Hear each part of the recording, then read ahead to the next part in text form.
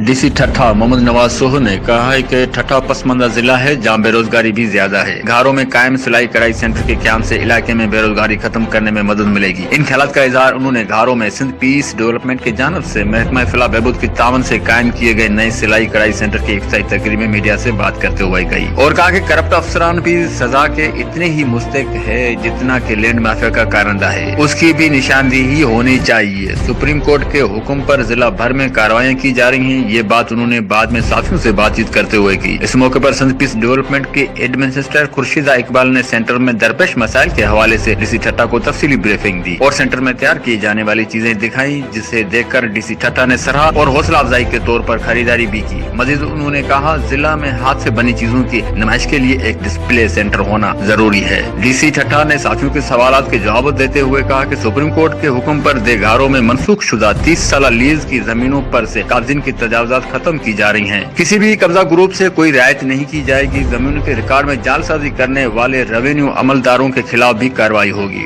उन्होंने मौके पर असिस्टेंट कमिश्नर घारो को शहर के वस्तगल से तजावुज खत्म करने के अहकाम भी जारी किए। इस मौके पर असिस्टेंट कमिश्नर घारो के जासिन सुमरो, असिस्टेंट कमिश्नर ठट्ठा, इकबाल जंदान भी मौजूद थे। कैमरा टीम के साथ मोहम्मद अली मल्ला, राज न्यूज घारो।